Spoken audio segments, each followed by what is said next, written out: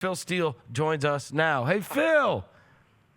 Hey, Chris. How the heck are you? Appreciate you picking up at that Barnes & Noble. That's their home office there. Union Square is that right? Yeah. Yeah, they had it right there. You know what? Prominently displayed. So you'll be happy to know that. I love it. I love it. I love Barnes & Noble, by the way. They instrumental in helping my magazine succeed. There you go. And by the way, let me just mention this. There is a brand new one in Memphis. I was driving by on Germantown Parkway. There's one next to Trader Joe's in Germantown now.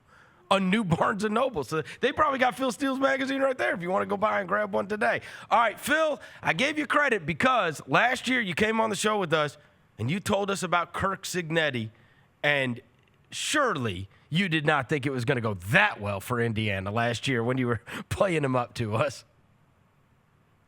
I tell you what, he had a heck of a year. And, you look at the schedule, the players he brought in from James Madison with him. And here's the interesting thing about this year's Indiana team. You know, a lot of people are thinking they're going to take a step back, but when we're over the team with Coach Cignetti this year, they may actually be a little bit more talented than last year's squad across the board. The big question mark for Indiana this year is going to be the schedule, whereas last year they only faced one winning team on the road. That was Ohio State. This year they have to play Iowa, Oregon, and Penn State all on the road. But if they win that Iowa game, they've got a shot at getting back to the playoff this year. All right, well, so the question I remembered last year was, all right, give me some new coaches or a new coach that's going to be somewhere that you think can make a profound impact. How about this year, whether it is the head coach or maybe it is coordinators that have been brought on board? Who are some of the new faces that we'll see on the sideline that you think will have a profound impact on the programs they're going to be taking over?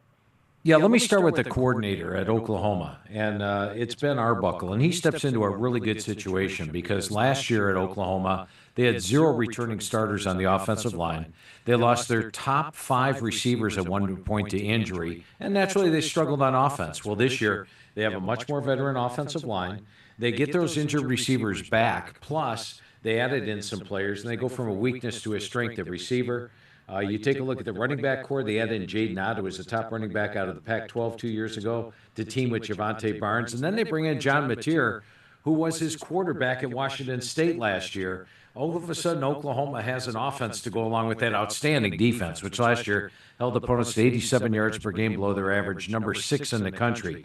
Now, this year's Oklahoma is a better schedule. It's still tough, but last year they only had 3 SEC home games. This year, they only have 3 true SEC road games. I think Oklahoma can go from 6-7 all the way to potentially even making the playoff this year. Oh, wow. Yeah, you have them as your number 1 surprise team in this year's edition of the magazine. Interestingly enough, number 2 is also an SEC team. That's Texas A&M. Tell me why Texas A&M is your number 2 surprise team. You know, last year, for starters, Mike Elko is 3 for 3 and outperforming my expectations. Last year, in the final game of the season, they're playing Texas for a berth in the SEC championship game. That's how surprising Texas A&M's season was. Now, it didn't finish off great, losing 4 of the last 5. But I think when you look at this year's squad, they've got a veteran quarterback in Marcel Reed. And when I went over the team last year with Coach Elko, he told me, you know, Phil, I think we're going to be middle of the road in the SEC offensive line-wise. This year when I talked to Coach Elko, he said, Phil, we're top-tier SEC offensive line-wise. In fact, we're a Joe Moore Award contender. I like that when a coach tells you like it is, and they have that type of offensive line. They've got 3 running backs that could be feature running backs almost anywhere, Le'Veon Moss, Reuben Owens, and Amari Daniels. And then they add in a guy like Casey Concepcion at wide receiver, Mario Craver coming in from Mississippi State. The defense is top-notch once again, and I think when you look at the Aggies this year, they do have to play Notre Dame, LSU, and Texas all on the road, but pull one upset, and this team makes the playoff this year. Which of the teams, so you were talking about how they were able to rack up with talent, who do you think got the biggest talent influx that is going to be coming in? Now, especially with transfer rules, NIL, and everything else, teams can really rehabilitate themselves in one offseason, and it's your gig to have to try to keep up with all of this. In terms of teams that improved their plight drastically this offseason. I would say one team that really stands out is Texas Tech and all the money that they brought in for Joey McGuire as head coach. And they had an experienced team to begin with. They were number 5 on my experience chart, and they bring in a ton of top-notch quality transfers this year. I think Tech may be one of the most talented teams in the Big 12. Now, my problem I have with Texas Tech is the schedule. If you look at Joey McGuire, 15-5 at home at Texas Tech. However, just 6-10 on the road. And this year they do have to play Utah, Arizona State, and Kansas State, 3 of the top contenders in the Big 12, all on the road. They're going to have to start playing well on the road to actually win the Big 12. But I think they could go from middle of the road to the Big 12 to maybe the most talented team there. You've seen the AP poll has come out, the coaches poll has come out. Give me a couple of teams that Phil Steele is much higher on than the consensus, and then we'll get to maybe lower on than the consensus. When you see those top 25 polls, where do your numbers or your predictions veer off the most? Yeah, probably Oklahoma for starters. I think Oklahoma has a shot at making the playoff this year, especially after being 6-7. I do believe they made the top 25, but barely at the bottom, and that's probably because I had them in my top 10. So I think they're a little bit underrated this year. Another team that probably is underrated this year is Clemson. And when I look at Clemson, Cade Klubnik at QB, 2 years ago had a 19-9 ratio as a starting quarterback, but that's because his receiving corps was all banged up. They had lost their top 3 receivers prior to the season. Last year, he got those injured receivers back. They added to the mix, and all of a sudden, 36 touchdowns, 6 interceptions. They've got my number 2 set of receivers to throw to, number 2 offensive line. I think Clemson's got the most potent offense in the country. And defensively, last year they gave up 374 yards per game. But if you look at their roster on defense, they are talent-laden with NFL guys. And they bring in Tom Allen as defense coordinator. I think their defense gets back to playing like a Clemson defense should. Then you look at the schedule. I have them favored in all 12 games. So when you look at Clemson, I've got them number 2 in the country, which I think is higher than the AP poll has them. How about lower than? When you look at the top 25 that came out for the AP and the coaches poll, you go, oh, wow, I did not think they were going to be ranked that high. Well, I thought they would be ranked this high, but I don't think at the end of the year they will be ranked this high. And it's South Carolina. And it's not because I don't like the talent of South Carolina. I mean, they've got Lenora Sellers, Superman, back at quarterback. And I think that when you look at the head coach Shane Beamer, he's doing a great job there. However, last year, the strength of South Carolina was that defensive front seven. They were absolutely dominant. In fact, I'm on the Joe Moore Award Committee, and in one of our phone calls, one of the members brought up the fact that their offensive line that we were reviewing got outplayed by South Carolina. Another guy piped up, everybody's offensive line gets outplayed by South Carolina. They were dominant, but this year, they lose 6 of their top 7 guys off the defensive front seven. Yes, Dylan Stewart's back, but he's going to be featured by the offensive lines. They're going to put double team, triple teams on him. I think teams are going to be able to control their defense better. And then look at their schedule this year. They have to play, these are road games now, Missouri, LSU, Ole Miss, Texas A&M. They'll probably be an underdog in all 4. And at home, they have to play the aforementioned Clemson, Alabama, Oklahoma, and then they play Virginia Tech at a neutral site. I think it's going to be tough for South Carolina to get back to the level they were last year. And heck, last year they deserved to be in the playoff. How you mentioned Alabama as one of the teams that they have to play. I wanted to move on to them because how do you gauge it when you don't? Does it matter to you who they announce as the starting quarterback, or is it fine no matter? And how does DeBoer get that thing back on track? Because they are going to be on his ass if he doesn't have an awesome team. Yeah, and we're not going to have to worry about Kalen DeBoer after this year because Alabama is loaded. And let's take a look at last year. Nick Saban's your head coach, right? And he steps down. Now it's Kalen DeBoer coming in. You had your Saban guys. You had your DeBoer guys. I don't know if we had a complete team last year. This year, how many players hit the transfer portal? Hardly anybody. And they now have all bought in for Kalen DeBoer, and each of the units I rank in my top 10 in the front of the magazine. Now, when you have a new quarterback, if you have a young offensive line in front of him, that's trouble. If you have a young receiving core, that's trouble. But he's got Ryan Williams back. He's got my number 9 offensive line. They've got a loaded running back room. I think that Ty Simpson, who did very well in the Manning Passing Academy, has a fine year, and he's probably a better fit at quarterback in this offense, which brings back Ryan Grubb, by the way, as offensive coordinator, than was Jalen Milroe last year. So I think the offense just fine. Defense loaded with NFL caliber guys. And when you look at the schedule for Alabama, I've got an underdog in one game, a 4-point dog at Georgia. That's a winnable game because they've sort of had Georgia's number. This is a team that's not only an SEC contender, but a national title contender as well. And remember what Kalen DeBoer did in his second year at Washington. He took a less talented Washington team all the way to the national title game. Keep your eyes on Alabama this year. They could very well get there. All right. I asked you earlier about coaches or coordinators that could have a profound effect on the new program they're with.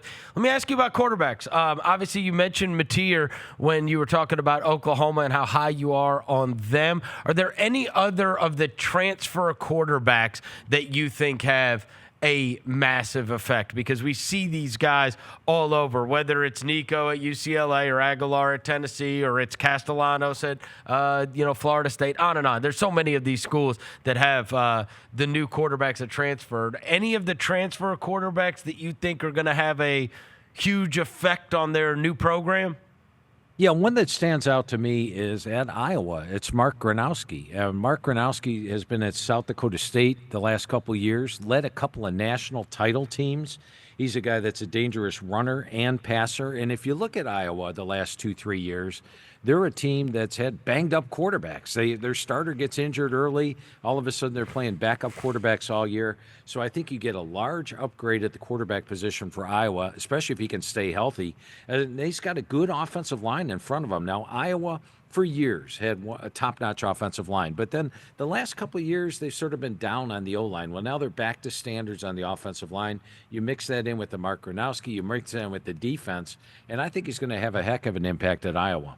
All right, Phil Steele. What should we be thinking about our local team, the Memphis Tigers? I'm bullish on Memphis. Now, remember, last year, everybody was picking Memphis to make the playoff, and I had Boise. But one of the reasons for that was Memphis's road schedule. And when you look at Ryan Silverfield, 28-6 at home, 10-13 on the road, and guess what? Lost at Navy, lost at UTSA. Well, this year, toughest opponents for Memphis are basically at home. They get Tulane at home. They get Navy at home this year. They get South Florida at home. You look at the road opponents, Florida Atlantic, UAB, Rice, East Carolina, all in the winnable category. I love the situation this year for Memphis. Now, they're losing 4 or 5 year starting quarterback in Seth Hennigan, but Brendan Lewis impressed me. 2 years ago at Nevada, an inaccurate quarterback, but last year much improved. And I think with the surrounding talent he's got, like a Sutton Smith, a running back, and the deep backfield they have there, you got 2 NFL caliber tackles in Travis Burke and Chris Adams, and they of course hit the transfer portal, all that FedEx money on defense. I think Memphis is going to have a heck of a team this year, and nobody's picking them to win the American Conference, but now the schedule is flipped. The toughest games are at home. I like Memphis to win the American Conference and be a playoff contender. Wow, yeah, because you only have them below on your non-power fives. I think Boise and Toledo, right, are the only 2 teams that you had ahead of them. That's right. And you take a look at the schedule this year. If they get past Arkansas at home, which is definitely a winnable game, this is a team that could very well run the table. And Boise's got a roadblock in front of them. They have to play Notre Dame on the road. Toledo's got a roadblock. They have to play Kentucky on the road.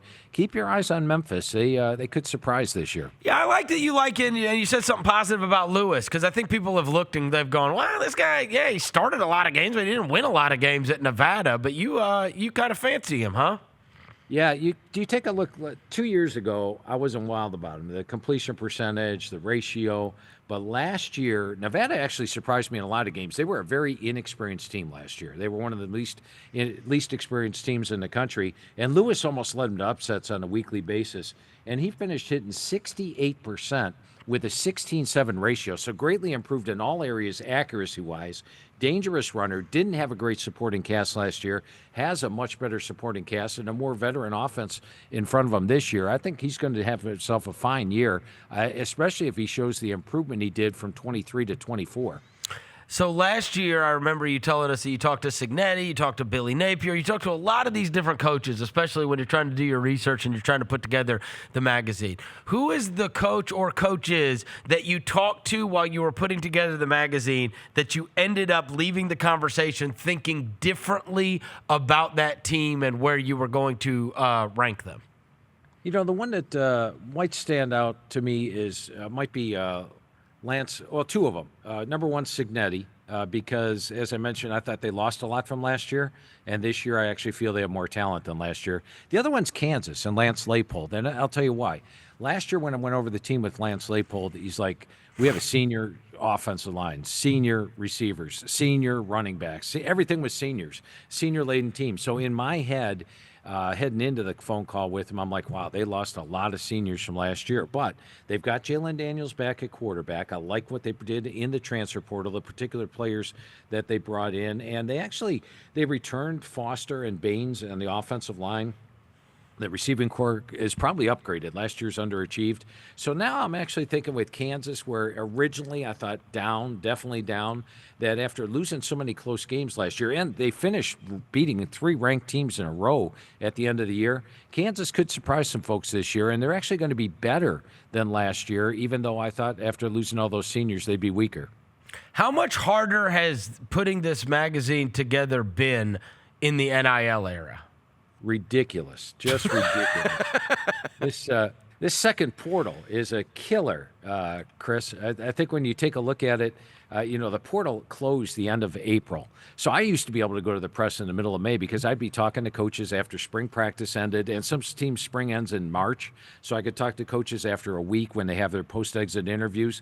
This year, I had to wait till the portal closed at the end of April. So now I'm trying to cram 136 coaches' calls, and they take like an hour plus a piece, all into the month of May. Couldn't even do it. I had to drag 13 calls into June, and even then I couldn't talk to them all. There was 10 coaches I couldn't get to because of the schedules and lining everything up. And then you're trying to rewrite the magazine all in the final couple weeks of the magazine process and get this thing to the press at the start of June. I think if they keep the second portal, I may have to move the print in the magazine another week back next year. Oh, really? It's just too much information that you've got to get in there in a short amount of time, right? Yeah, and to adjust 9 sets of power ratings and make all the changes, and you do learn a lot talking to these head coaches about their squad and how they feel about it. It was very hectic in the month of May and into June this year.